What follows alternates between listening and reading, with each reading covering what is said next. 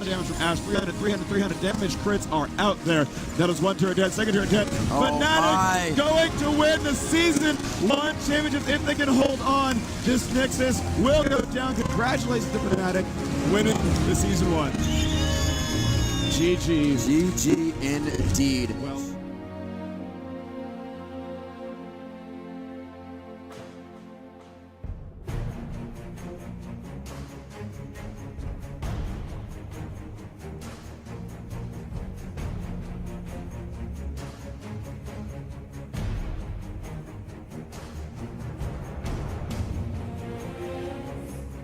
there are no turrets. It is 5 versus 3. Huni, do you have what it takes to win the game? Big certainly does not. Ruler on the Nexus. The upset is complete as the kills come through. The SKT dynasty is over. All hail the new kings. Samsung Galaxy, your 2017 world champions.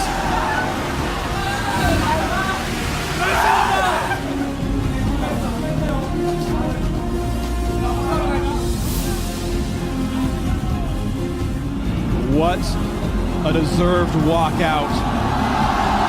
The deafening cheers of tens of thousands of cheering Chinese fans. For the first time ever gets to hoist the Summoners Cup in Beijing, in the Bird's Nest.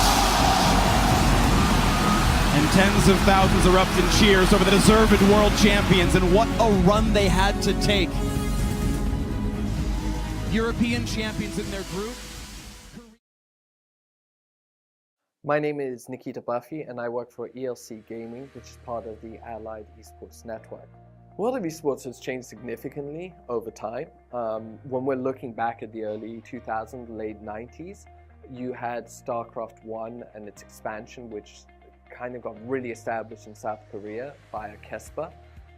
And then you had smaller kind of tournaments around the States. To make a living, you really had to be the very best at the game. Even then, it was very tough.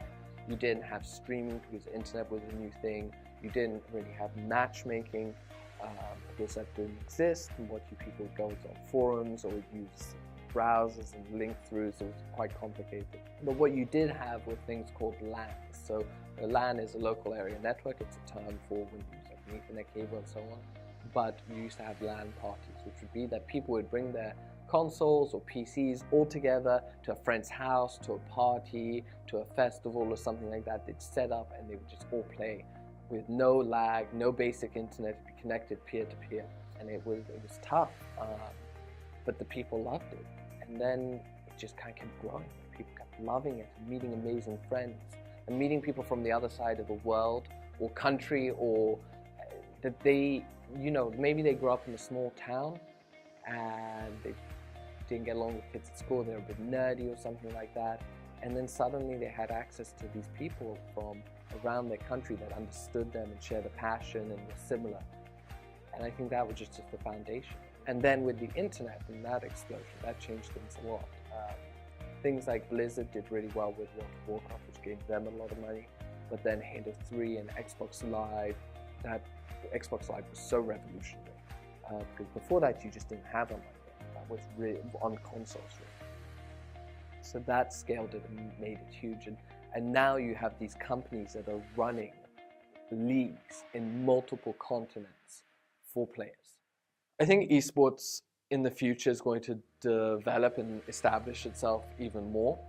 As I said, we now have Blizzard and Riot Games that are trying two different models. Riot Games is looking, they have a European LCS, they have a North American, China, Latin America, South Korea, whereas Overwatch, which is a Blizzard game, is now looking more as a city-centric, which is following a traditional sports model. And so they're trying to build up local communities around a team, and then the teams play home and away games, and they think that will build more of a tie. Essentially, I guess what I'm saying is that esports will grow, and it will continue to grow, but it also needs to develop. And a lot of the things, the ecosystem and support networks and structures around esports need to develop in such a way that it enables esports to become a mainstream entertainment. So Video games and esports is still a very new thing, and there are some stigmas against it. Unfortunately, you have this idea of the WoW player who's overweight in his basement. It comes from like South Park, but that's not really the case. You have some people who are like that and some people who aren't, because like everything, there's a real range. And I think sometimes people forget that and kind of make a generalization. But that was because it was so new and different, and it was geeky and it was sheltered. And the really interesting thing is that when you're looking at the pros and the best players, yeah, some of them were unhealthy before, some of them were healthier, and you, like everyone, a dynamic range of personalities and types. Now though, because it's becoming so popular and there's so much money involved and people are getting better and better, they are bringing in health specialists, nutritionists, sports psychologists. You'll be hard-pressed to find that overweight, unhealthy pro. And it's just about understanding that. And I think so often when we look at the generation that came before games and esports, it's a lack of understanding of what it is and why. Like, why are these kids getting paid so much? Well, because they're the very best at what they do. And there's nothing like sitting next to your friends, and trash talking and playing a game together and beating them or losing to them, and that kind of fun and passion and excitement. And it's just, video games are amazing.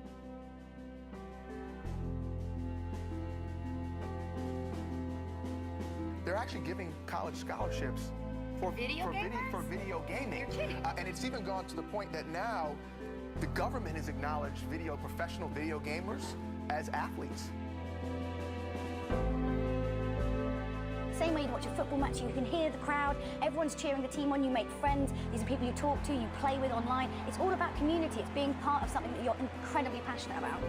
Running for Barrett though right now, trying to establish vision control and force. And he's take that